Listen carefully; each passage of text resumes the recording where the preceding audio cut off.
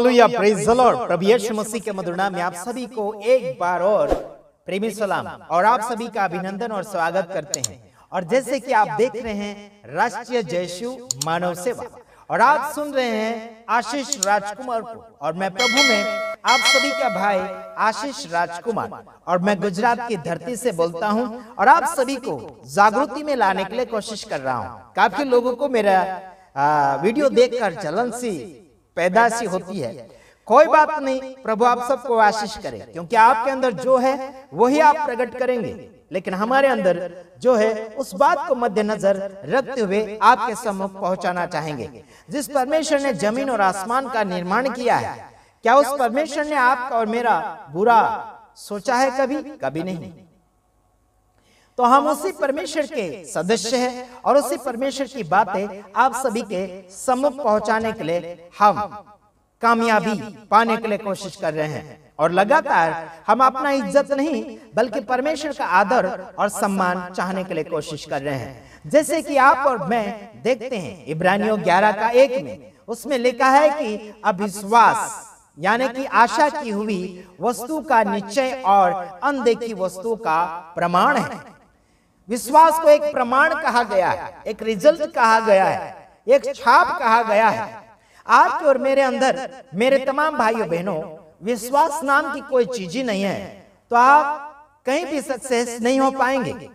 आप और मैं परमेश्वर के ऊपर भरोसा और विश्वास करने की बातचीत करते हैं, बड़े दावा के साथ आप और मैं प्रचार करते हैं। क्या आप और मैं एक विश्वास लायक किसी के नजर में है क्या? 100 रुपए के लिए भी हम विश्वास लायक है क्या? कोई व्यक्ति आपके ऊपर 2 दिन 4 दिन विश्वास करने के लायक आप हैं क्या? मेरे तमाम भाइयों बहनों, हमारे गुजरात में ऐसे लोग हैं जिनके ऊपर आप विश्वास करने में अभी हिचकिचाएंगे। मेरे तमाम भाइयों बहनों, ध्यान दीजिएगा, जो सच है उनका साथ देंगे और जो झूठ है उनका साथ हम बिल्कुल नहीं देंगे। जो विश्वास के लायक व्यक्ति है उनका साथ हम देंगे, और जो गद्दार है, जो क्या बोलना चाहिए, गद्दारी करते हैं, है ना, वफादारी नहीं करते लेकिन बेवफा करते हैं, इनका हम बिल्कुल साथ नहीं देंगे।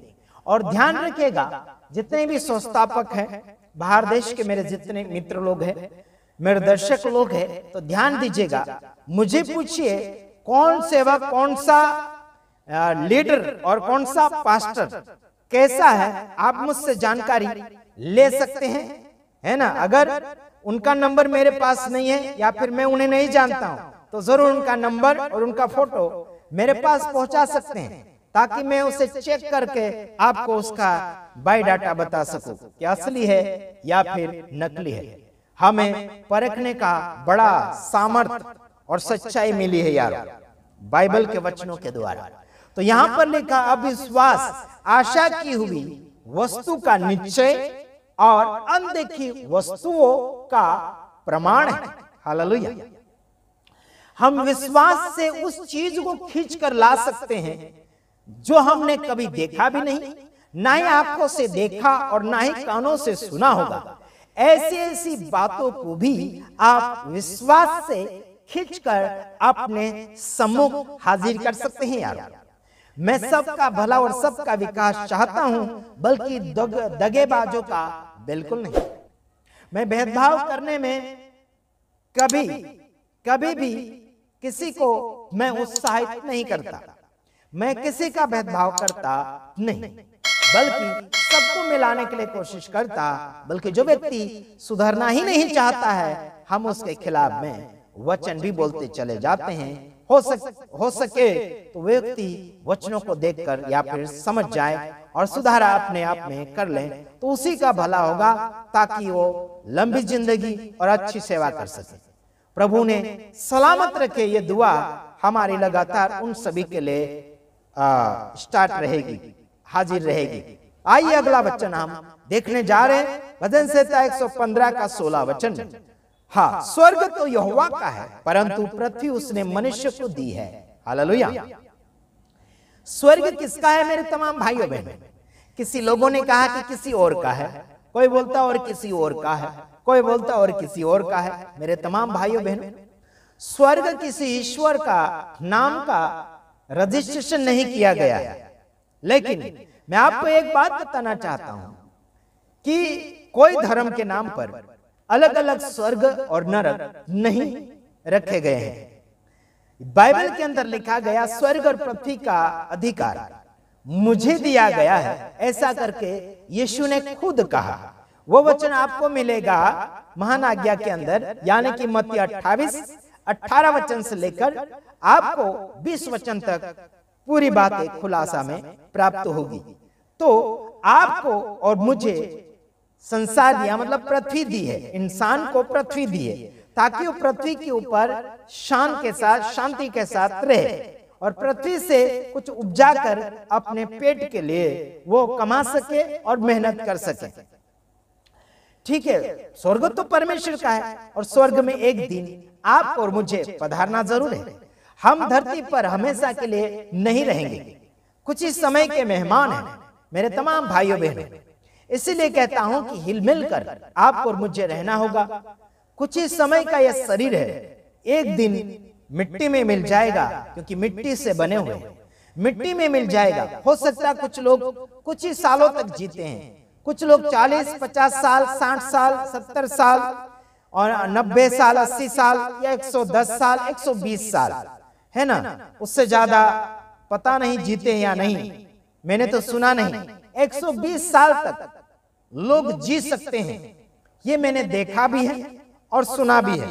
मैंने एक दादी को देखा राजस्थान बांसवाड़ा के अंदर, मैंने देखा एक गांव के अंदर एक पास्टर की मम्मी 110 साल जी रही थी और वो भी टेढ़ी टेढ़ी और लकड़ी पकड़कर नहीं चल रही थी, वो खुलेआम चल रही थी बिना किसी के सहारे। प्रभु का धन्यवाद, 110 साल वो दादी जी रही थी। अभी मालूम नहीं वो मर चुकी है या नहीं। मैं कई सालों पहले राजस्थान के अंदर मैं गया था, बांसवाड़ा जिला के अंदर, और कुछ गावड़े गांवों में आदिवासी पास्टर की मम्मी थी, वो जी रही थी। मैं उन्हें मिलकर भी आया था। उनका घर टेकड़े के ऊपर, थोड़ा सा पहाड़ के ऊपर है। मैं उनका गांव भी भूल चुका हूं। ठीक है, पुरानी बातें याद करने में तकलीफ भी होती है, उसे कैसे याद रखें, है ना, थोड़ा थोड़ा याद होता है, कोई बात नहीं, जितना याद है उतना ही इस्तेमाल करें। तो मैं आपको बताना चाहता हूं कि कुछ ही साल आप और मैं संसार में जिएंगे। हंस के जियो, प्रेम से जियो, जो भी हुआ उसे सुलझाते हुए, सुधारते हुए आगे की ओर बढ़ते चले जाइए। नहीं समझ में आया तो किसी समझदार के पास जाकर समझौता कीजिए, समझ लीजिएगा, इसी में आप सबका भला होगा। बल्कि लोमड़ियों और कुत्तों की फौज जैसी टीमें आपको नहीं बनाना होगा, बल्कि आपको पवित्र टीम बनाना होगा, ईमानदार बनाना होगा, सच्ची बनाना होगा, भलाई करने वाली टीम बनाना होगा, अच्छा सबका सोचने वाला टीम आपको और मुझे बनाना होगा।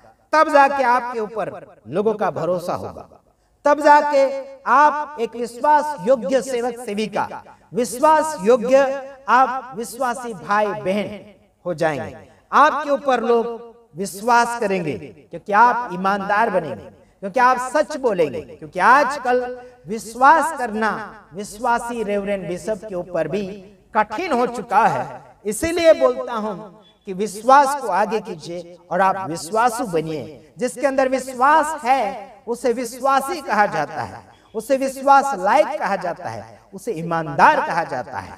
मेरे तमाम भाइयों बहनों, आप क्या सोचते हैं? क्या आप विश्वासु बनना चाहते हैं? क्या आप ईमानदार बनना चाहते हैं? आप परमेश्वर के वचन के अनुसार जीना चाहते हैं? परमेश्वर के नाम में आप ईमानदार एक पहचान के रूप में बनना चाहते हैं? प्रभु आप सबको बहुतों को आशीष देना चाह रहा है। हालेलुया। और लगातार आप सभी को परमेश्वर लेते चला जाएगा। इंसान परमेश्वर के वचन से सुनता है तब जाके उसका विश्वास बढ़ता है।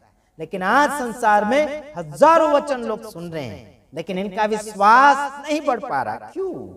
क्योंकि बनना ही नहीं चाहते, कुछ दुनियादारी की ताकत बताना चाहते, धन दौलत की, माल मिलकत, सुंदरता की और बहुत कुछ धन दौलत का घमंड दिखाना चाहते हैं। ऐसा बिल्कुल नहीं करना चाहिए मेरे तमाम भाइयों बहनों। हालेलुया। आपको और मेरे अंदर घमंड अगर चाहिए तो प्रभु यीशु मसीह को आप और मैं कितना जानते हो, वो आपके अंदर है और उसे आप जान चुके हैं। इस बात के अलावा किसी का आपको गुरूर, घमंड, अभिमान नहीं होना चाहिए। Hallelujah, praise the lord. प्रभु यीशु मसीह आपके साथ है जिंदगी में। यीशु मसीह को अपना लो, जिंदगी बनाकर रख देगा यार, है ना। आगे बढ़िए ईमानदारी के साथ। आप किसी के विश्वास के लायक बनो।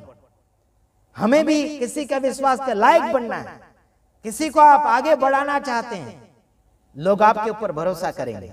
हमारे फॉलोअर्स हमें आगे बढ़ा रहे हैं, हमें हेल्प कर रहे हैं, हमें उत्साहित कर रहे हैं, ऐसा उस सेवक सेविका का भी आपके ऊपर भरोसा होगा कि हमारे फॉलोअर्स ईमानदार हैं, जो कहते हैं वो करते हैं, जो सुनते हैं वो मानते हैं। सच्चाई की बात है। हालेलुया। डरने वाला इंसान और शर्मदायक मानुस इंसान वो कभी सक्सेसफुल नहीं हो पाएगा। आपको मुझे सक्सेस होने का दावा अगर करना है तो विश्वास के साथ जिंदगी जिए। खुदावन आपके साथ है, फिर चिंता की क्या बात है। आप किसी बातों के ऊपर फूले नहीं, आत्मिकता में बढ़ते चाहिए।